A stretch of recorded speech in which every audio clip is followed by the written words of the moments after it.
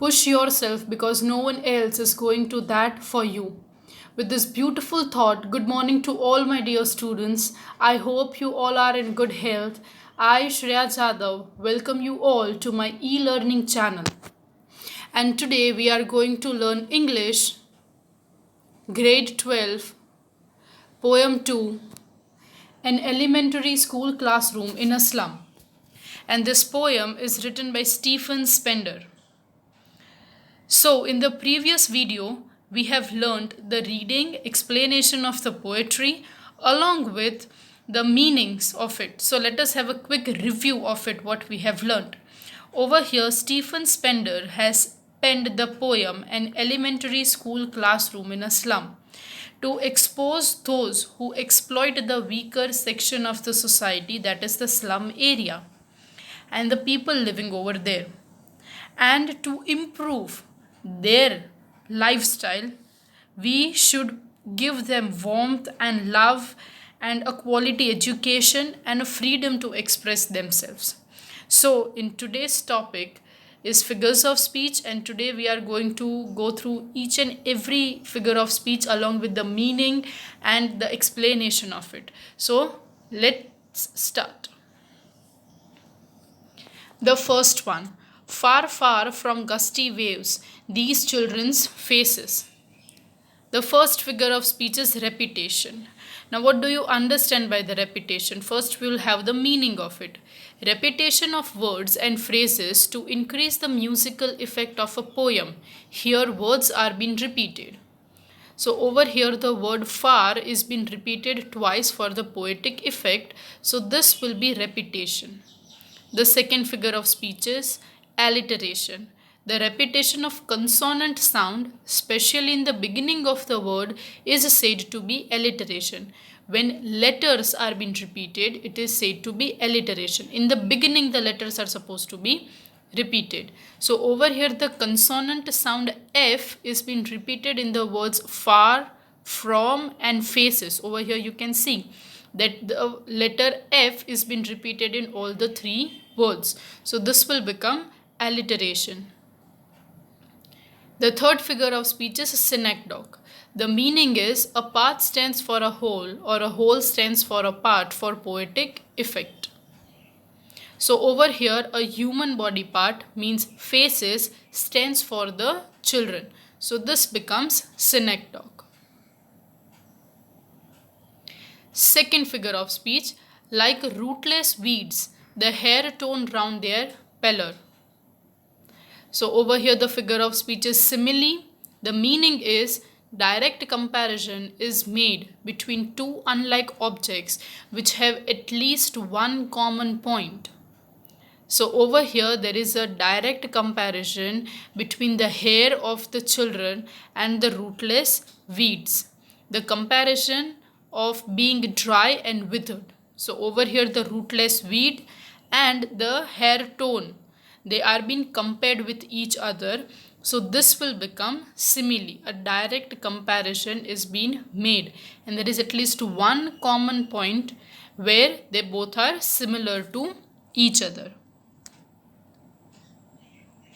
Third one, the tall girl with her weighed down head. So over here the first figure of speech is synecdoche. A part stands for a whole or a whole stands for a part for poetic effect.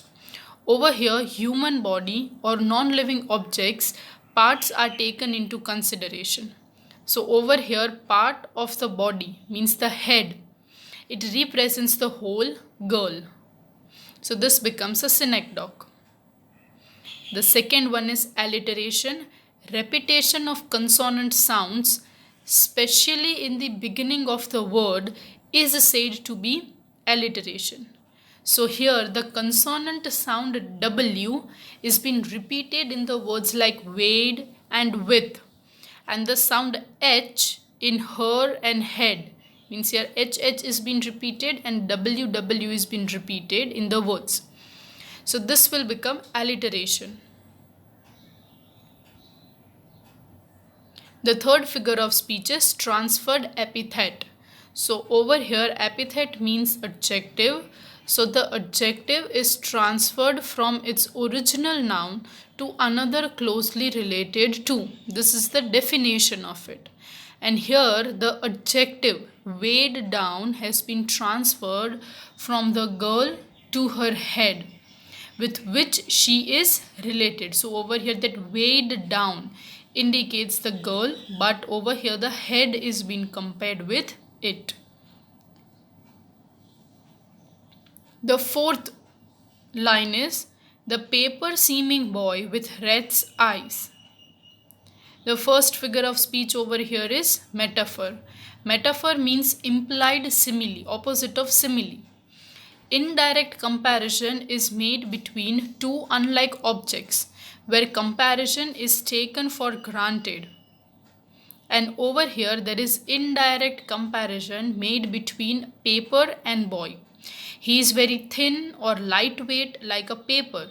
And there is also comparison between the eyes of the boy and a rat. So over here we have two comparisons. One with paper and boy, and the second one is with the eyes of the boy and rat, because their eyes are very bulging out. So the second one is hyperbole. A statement is emphasized by overstatement. Something which is told a bit extra is called hyperbole. So over here there is an overstatement that the boy seems to be thin like paper.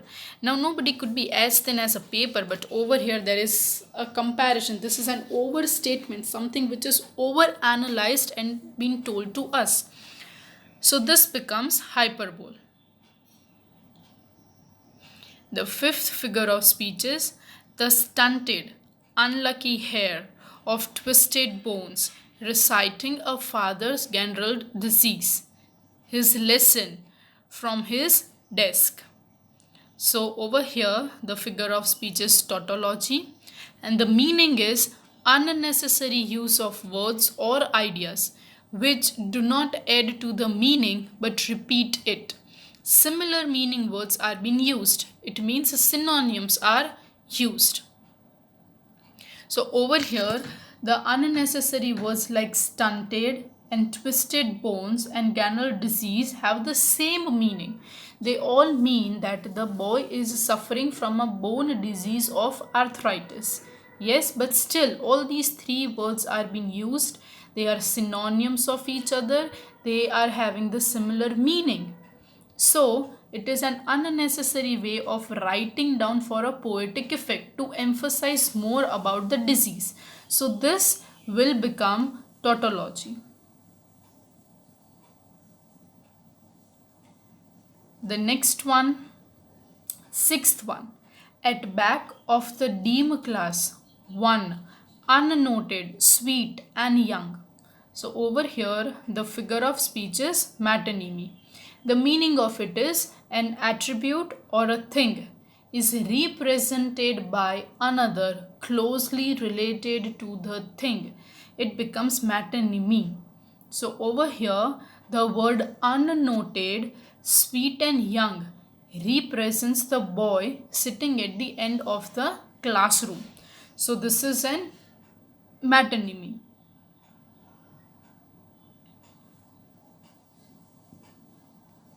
Seventh one, his eyes live in a dream of squirrel's game in tree room other than this.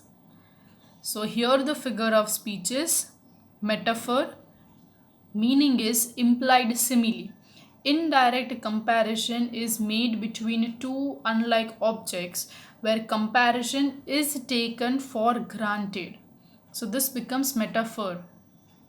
And here the boy dreams of playing games like a squirrel does, and the dreams that class is like a tree room. The next one is a synecdoche. The meaning is a part stands for a whole or a whole stands for a part for a poetic effect. Over here, human body, non-living objects, parts are taken into consideration. So here parts means the eyes stands for the whole boy who is sitting on the last seat.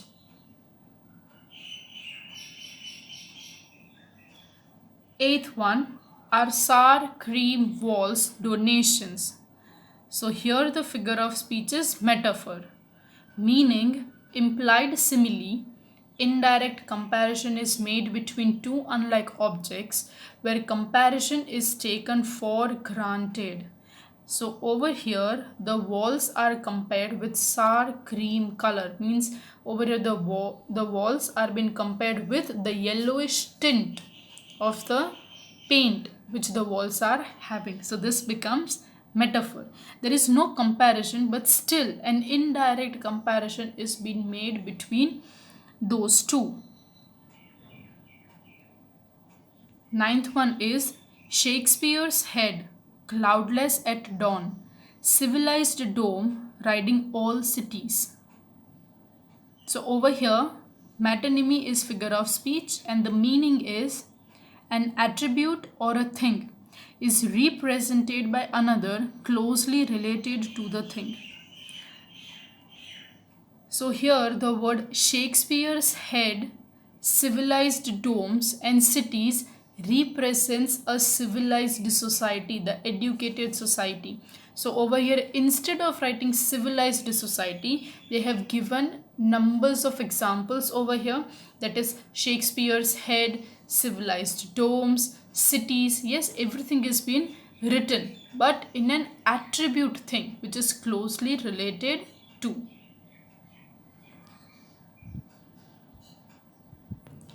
10th one, belled, flowery, tarolus valley.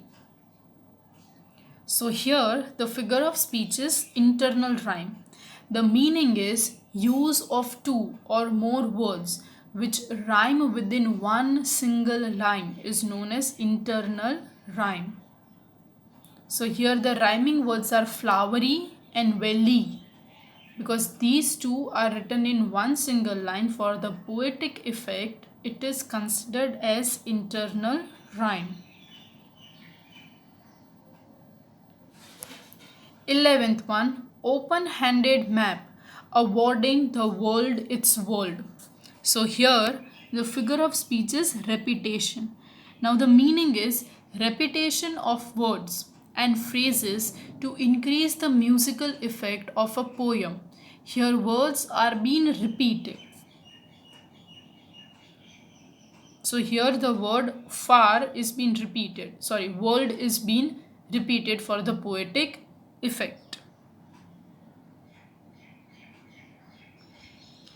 12th one, and yet these children, these windows, not this map, their world. So over here the figure of speech is litotes. Now what is the meaning of it? Use of negation to convey a positive meaning. And you can always remember like this, whenever words like no, not, never are being used, it becomes litotes.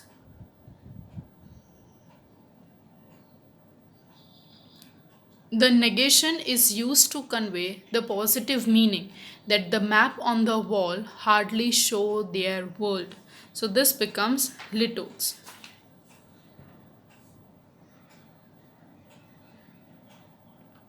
13th one, where all their futures painted with a fog. The first figure of speech is metaphor. The meaning is implied simile, opposite of simile, and here we have indirect comparison made between two unlike objects where comparison is taken for granted. The future of the slum children appears like fog, means dim as clouded, means they do not have a bright future. So here the comparison is being done of future of slum children, and it is been compared with what? It is been compared with the fog. The next one is alliteration, repetition of consonant sound, especially in the beginning of the word. So over here we have consonant sound F being repeated in fog and future. So this becomes alliteration. The third figure of speech is hyperbole. So there is an overstatement that their future the meaning is a statement is emphasized by an overstatement. So there is an overstatement that their future is painted with fog. Now this is something which we can say, no, something which is extraordinarily said, which couldn't be true also. Now if any person wishes, that person can prove every person wrong. So this is something which is overemphasized and put over here. The 14th one, a narrow street in with a lead sky. The figure of speech is metaphor. So the meaning is implied simile. Indirect comparison is made between two unlike objects where comparison is taken for granted. So over here the sky is compared with lead, and there is comparison between dull and said. The next one is far, far from rivers, capes, and stars of words. So over here, the first figure of speech is repetition. Why? Because the words are being repeated for the musical effect. So over here, the word far is being repeated. The next one is paradox. So the meaning is a self-contradictory sentence which has some hidden truth behind it. An absurd statement but has a deep hidden meaning, that river and capes are words like stars which are unreachable to the slum children who live in filth. Over here the statement is given that for slum area students these rivers and capes is like an imagination, and moreover to that it is really very far from the reality. It's like stars, they are away from us, we cannot reach there. The same way for slum children, rivers and capes have this same feeling. So it is a paradox. 16th one, surely Shakespeare is wicked, the map a bad example. Paradox, a self-contradictory sentence which has some hidden truth behind it. An absurd statement that has a deep hidden meaning, that Shakespeare and the maps of the civilized world make no sense or are useless in the slum children. Yes, what is given over here, that for the poor children, for the slum children, they do not have any importance for Shakespeare and the civilized world and maps, because for them it is useless. The 17th one, with ships and sun and love tempting them to steal. The first figure of speech is personification. So over here inanimate objects like ship and sun are given human quality of tempting. When any non-living thing is given human quality, it becomes personification. The next one is metonymy. So over here an attribute or a thing which is represented by each other. So over here ships and sun represents what? It represents the civilized world. The 18th one, for lives that shyly turn in their cramped holes from fog to endless night. First figure of speech is alliteration. Over here the consonant sound and the letters are being repeated. So over here consonant sound F is being repeated in the words for, from and fog. The next one is rhetoric, or we can say interrogation. Yes. So over here question is asked not for the sake of getting answer, but to create a poetic effect. It is known as interrogation. And over here we can see in the at the end of the line that there is a question mark. So this becomes rhetoric. The next one is metonymy, meaning an attribute or a thing is represented by another closely related to the thing. And over here the words cramped holes represents the slum areas, and fogless and light nights represents the said conditions. The next one is personification, when any non-living thing is given a human quality. So over here inanimate lives are given human quality, that is shy. 19th one, on their slag heap these children wear skins peeped through by bones and spectacles of steel with mandate glass like bottle bits on stones.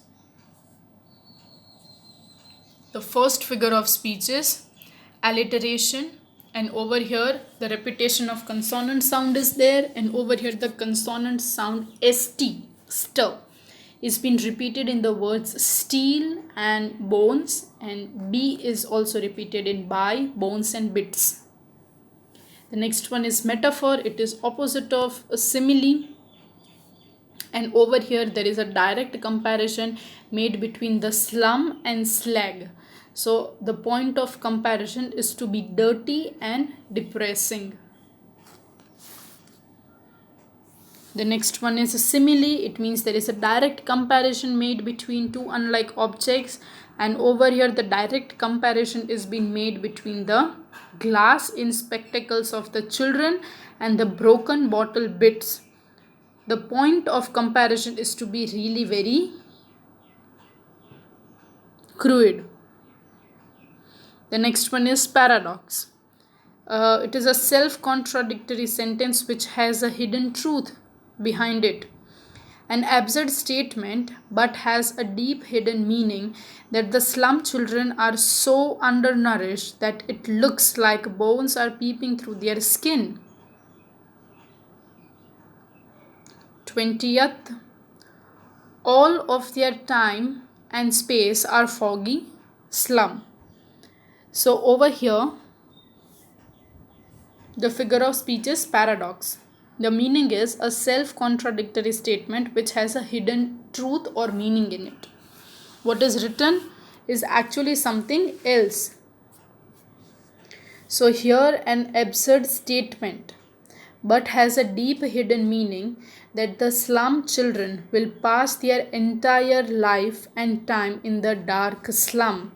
So this is a hidden truth written in the poetic line, that the slum children will not get that opportunity to move ahead in the life. 21st, so plot their maps with slums as big as doom. So over here the first figure of speech is alliteration. So over here the direct comparison is being made between, in alliteration you have the consonant sound which is being repeated. So over here the sound B is being repeated in blot and big. Then we have simile, that is the direct comparison made between two unlike objects, and here the comparison is being done between slum life of the children and the doom. So over here the meaning is that there is a never ending and miserable life which they will be living. The next one is unless governor, inspector, visitors, this map becomes their window. So over here the first figure of speech is internal rhyme. Over here rhyming words like governor, inspector and visitors are being used for poetic effect. The next one is alliteration, and over here the consonant sound V is being repeated in the words like visitors and windows. Although window, the spelling starts with W, but it is being spelled as window, that V sound comes. So this becomes alliteration. The next one, 23rd. And these windows that shut upon their lives like catacombs. Catacombs means small little caves. So over here we have figure of speech, that is simile. The meaning is direct comparison is made between two unlike objects which have at least one common point. And here there is a comparison between tunnels and the lives of the children in slum. Point of comparison is to be really very narrow and tomb-like. 24th, break, oh break, open till they break the town. So here the first figure of speech is repetition, and the meaning is repetition of words or phrase to increase the musical effect of the poem. Over here words are being repeated. And here the word break is being repeated for poetic effect. The second figure of speech is exclamation. So, use of exclamatory to draw attention. Either we have an exclamatory mark or we have here the word O. It represents exclamation. So, it is not always compulsory that we need an exclamatory mark, but we have an exclamatory words also which represents that in the line we have an exclamation as figure of speech. 25th, and show the children to green fields. The first figure of speech over here is metonymy. So the meaning is an attribute or a thing is represented by another closely related to. And here the green field represents unpolluted nature. So instead of writing unpolluted nature or mother nature, they have put forward green fields. So it is an attribute which is closely related to. The next one, 26th one, and make their world run azure and gold sands. So here the figure of speech is metonymy. The meaning is an attribute or a thing is represented by another closely related to the thing. So here the azure means the blue on the gold sand. It means the sea coast. So azure could be sky, it could be ocean, and the gold sands stands for a sea coast. So over here it represents unpolluted sea and beaches. The next figure of speech is personification. So over here, when non-living and abstract notions are given human quality, is called personification. And here the inanimate world is given human quality of running. So this becomes personification. Now running is a quality which only human beings are. The 27th and the last figure of speech is, and their tongues run naked into books. The white and the green leaves open history, there whose language is the sun. So over here, the first figure of speech is synecdoche, which means a part stands for a whole or a whole stands for a part for poetic effect. So over here, the tongue represents the slum children. The another one is personification. The meaning is when non-living and abstract notions are given human quality, it is called personification. And here inanimate objects like nature and sun are given human quality of teaching. So this becomes personification. The next one is metonymy. An attribute or a thing is represented by another closely related to the thing. And over here we have words like run, naked. It represents the freedom given to the slum students. The next one is hyperbole. The meaning is a statement is emphasized by overstatement. And over here there is an overstatement that their language is the sun. So over here, if the children are given an equal opportunity to have a good quality of education, love, sympathy from the educated society and class, then the language will become so confident like sun. It means that the persons will inculcate the method of showing confidence. So this is all about it. All the figures of speech along with the meaning and the explanations are done. I hope you all have understood it. Thank you for watching, and still if you find any doubt or queries, you can comment down in the comment section. Thank you everyone. Have a nice day.